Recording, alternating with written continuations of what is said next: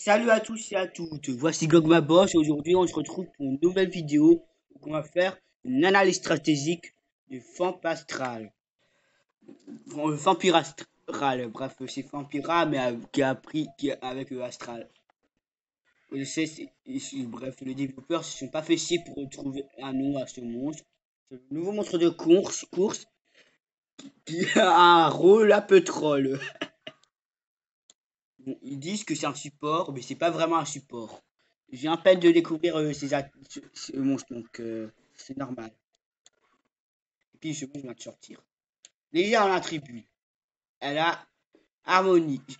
Non, bref, hyper sensible. Bref, comme Ferus, mais en mode ténèbres. Déjà dit support, mais c'est pas du tout le cas. Ensuite, il y a la immunité au contrôle. Donc, j'ai déjà OP pour un rang 1. Donc, je vous conseille de l'avoir si vous êtes dans une bonne team. En plus, elle a une bonne force. Bon, hein. Donc, vous pouvez mettre une bonne revue de force. Du coup, avec le cagouillage pour avoir une bonne défense. Au rang 3, elle a vision réelle. Ça doublera sa précision et c'est fort. En relique, c'est moyen. Parce que ça va être déjà une marque support, mais c'est pas vraiment un bon support. Parce que ensuite, les reliques, c'est moyen vu que c'est pas un support. Parce que bannière, c'est pour les monstres support, comme dans le tuto relique, je dis que les tutos, que la relique bannière, c'est pour les monstres support ou soutien, mais là, pas du tout un monstre soutien, donc c'est pas ouf. Et piège, c'est la pire relique du jeu. Car pour que ça soit activé, faut que le monstre ait subi des dégâts. Et comme ce monstre est quand même assez fragile, voilà. Parlons ensuite de ses attaques. Vous allez comprendre pourquoi c'est un peu troll. Déjà, l'ultime, bon, les dégâts de support, comme on dit. Elle enlève les CV positifs, déjà, c'est bien. Mais c'est nullement ce qui est fort. Mais cauchemar, c'est nul, mais ça enlève l'endurance. En support, déjà, comme support, elle peut enlever elle peut réduire les dégâts des ennemis et mettre cauchemar. Donc, c'est quand même bien. Ensuite, qu'est-ce qu'elle fait? Elle a une attaque ou qu'elle fait des dégâts modérés et qu'elle met saignant. Donc ça va pour les défauts. Ensuite, Infinite Slinging, bref, le son infini. Ça met juste avec tout le monde et elle peut faire ça autant de fois qu'elle veut. Donc ça va pour du défaut. Ensuite, pour les groupes 1. Voilà pourquoi vous devez dire pourquoi c'est un peu troll. C'était genre du Voltaic. Mais comme en cosmique, il y a très peu, il y a que ça montre deux montres anticipation qui sont hardy et Suka Mikel, mais Suka Mikel pour l'instant n'est pas beaucoup joué. Du coup, ça va être Voltaic, mais version meilleure. Elle va pas se faire tuer par les monstres anticipation. Déjà 25, voilà. Elle a une recharge de 1 et elle met saignement et obtient un souffle supplémentaire. Et Moon Rising, ça fait plus de dégâts, même temps de recharge. Ça enlève les effets positifs d'abord et elle se soigne. Bref, conclusion, si vous voulez bien la jouer, faut mettre une rune d'endurance, donc voilà, une rune de force et une rune de vitesse combinée. Moi qui disais que les runes d'endurance c'était nul parce que tout simplement c'était bien que pour les monstres spammers de touches supplémentaires, mais à cause des monstres anticipation, voilà. Mais comme bah Vampira, Vampira Astral, voilà, elle fera mal et elle pourra tuer Hardy facilement. Et en plus, elle pourra d'abord enchaîner cette attaque. Non, elle pourra. Elle peut enchaîner cette attaque. Ensuite, ensuite cette attaque. Et elle peut enchaîner ses attaques autant de fois qu'elle veut. Donc, voilà. Et en plus, elle utilise que dans l'endurance. Donc, elle pourra attaquer autant de fois qu'elle veut.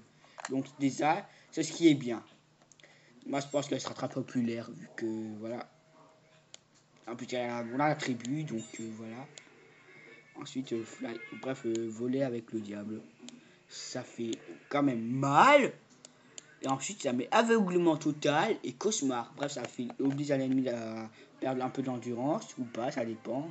Oui, si parce que soit l'ennemi doit le recharger un peu, ou soit si il attaque, il aura perdu beaucoup d'endurance. En plus, parce qu'elle aura aveuglement total, du coup, elle est obligée de enlever les effets négatifs des alliés si c'est un soutien qui attaque d'abord. Sinon, bah, il est dans la merde l'ennemi. Et ensuite, sanction pour vous. Bref, l'attaque ou que. Voilà, elle attaque tout le monde. Elle enlève les effets positifs et elle se soigne. En gros, ça veut dire qu'un ennemi touché, bah, ça lui donne des PV. Et du coup, quand elle a un plus 3, elle pourra facilement se régénérer autant de fois qu'elle veut. Donc en conséquence, quand c'est un monstre qui peut à la fois faire mal, à la fois aussi embêter ses ennemis, et à la fois être très résistant. Surtout qu'elle fait mal. Ensuite, le groupe 3. Comme vous voyez, cette attaque OP. Bref, le cauchemar dans la rue, ça fait des dégâts à tout le monde. Ça fait vraiment mal, mais c'est normal. Bon, ça utilise 43 d'endurance, donc pour les coups d'endurance, elle n'utilise rien, donc c'est déjà bien. Mais aveuglement, cauchemar et saignement. Bref, déjà ça fait des bons dégâts de gratte et en plus il est aveuglé l'ennemi. Bon, par contre, si c'est Dr. Watts, il s'en fout vu que il mise à l'aveuglement en 3. Et ensuite, le rappeur. Elle a des effets positifs et elle a l'ennemi et voilà. Je vous déconseille de mettre cette attaque, elle est nulle. Car elle doit beaucoup recharger. Et autant d'utiliser cette attaque Moonrising. Parce que ça utilise. Parce que tout simplement, ça moins de recharge, ça fait beaucoup plus mal. Et en plus, elle se soigne. Attends, mais j'ai pas vu. Désolé. J'avais pas vu, j'ai cru qu'il y avait un. Désolé. J'avais cru voir tour supplémentaire, mais c'est vampirisme. Désolé. Franchement, désolé. Désolé pour le vampire. Désolé pour la frayeur. Bon, en gros, ça veut dire que tout simplement, elle pourra. Non, pas d'endurance. Bref, une autre attaque tour supplémentaire. On enlève les effets positifs d'un ennemi et obtient un tour supplémentaire. Donc, en conséquent, c'est un monstre attaquant et de curseur. Moi, je pense qu'elle sera beaucoup jouée en attaquant. Si je vous conseillerais quelque ne lui mettre, je vous conseillerais de force. Ensuite, une vitesse combinée, ou soit que des vitesses combinées. Ensuite, bref, d'abord, je vous conseille de faire l'attaque du tour supplémentaire. Bref, celle-là, si vous attaquez. Ensuite, celle-là, et après, vous aurez tué un mythique, cosmique, facilement, si vous êtes avec 2 forces niveau 10. Et ensuite, ça pour faire des dégâts de gratte. Bref, ça pour faire des dégâts de gratte à un ennemi. Non, pas. Bref, oui, ça. Hein, pour les dégâts de gratte à un ennemi. Et bref, la moitié, moins. Et après, faites ce que vous. Bref, faites ce que vous voulez, mais dans tous les cas, c'est un bon attaquant, Vampire Astral. Un move que je vous conseillerais. Si vous voulez jouer en full curseur, je vous conseillerais cette attaque. Cette attaque.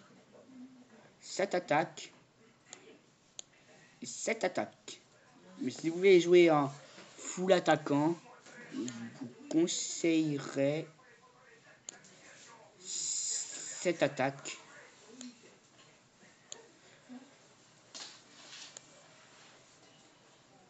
Cette attaque et l'autre attaque, voilà, pour si vous voulez jouer en full attaquant.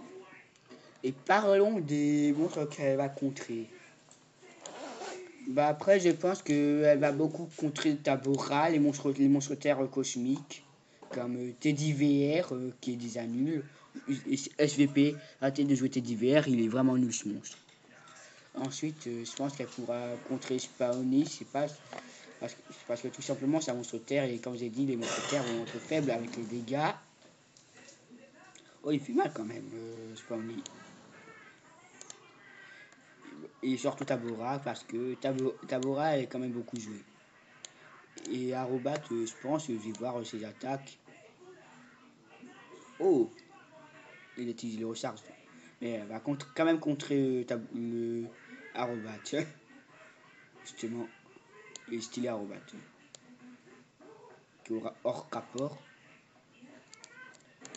Et ensuite, elle va se faire contrer par des monstres lumière. Comme beaucoup de monstres. Attends, je vais chercher un monstre lumière. Bah, Necrolite. Light, putain. Désolé. Bah, tout simplement, il fait mal le Necrolite.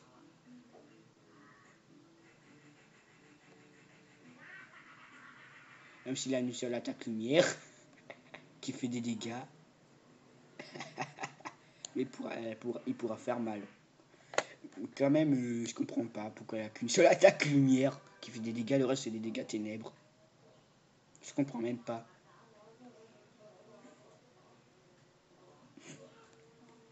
Ouais.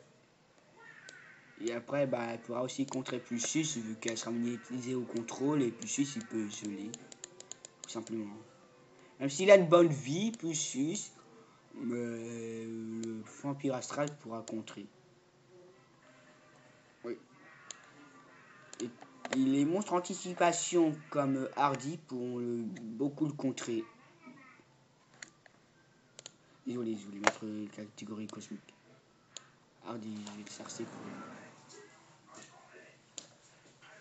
Tous ceux qui connaissent Hardy, ils savent pourquoi. Et il contre vampire astral. Regardez les dégâts. Arme blast. 60 dégâts. Déjà, s'il fait le Blade in the Fog, ça, l'attaque de boost, et que ensuite il fait une attaque au pif, il tue vampire astral. Bref, il fait au moins mal en dégâts. Mais s'il fait le Horn Blast, comme je vous dis, il one-shot vampire astral. Oui, donc c'est énorme. Mais après, il contre aussi Bombetta parce que vampire astral fait mal. Du coup, Bombetta, il sera moins. Il va quand même beaucoup souffrir au moins.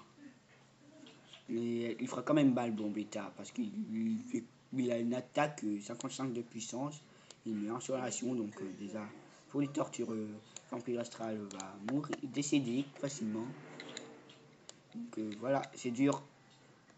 Il peut vampire astral 2020. Mais au moins, ça va servir de contre Kaguya. Parce que Kaguya, c'est un monstre ténèbres. Mais Kaguya va aussi contrer Vampire Astral. Parce que tout simplement, faiblesse ténèbres, ça va rendre Vampire Astral faible. Mais il va au moins tanker quelques attaques de Kaguya. Et Vampire Astral, comme elle a des attaques d'éléments spéciaux, elle pourra faire mal. Et Kaguya, au moins, elle va décéder parce qu'il a une base de vie médiocre. Regardez, voilà. Au juste, si vous avez aimé cette vidéo, n'hésitez pas à vous abonner et à activer la cloche des notifications et aussi à partager.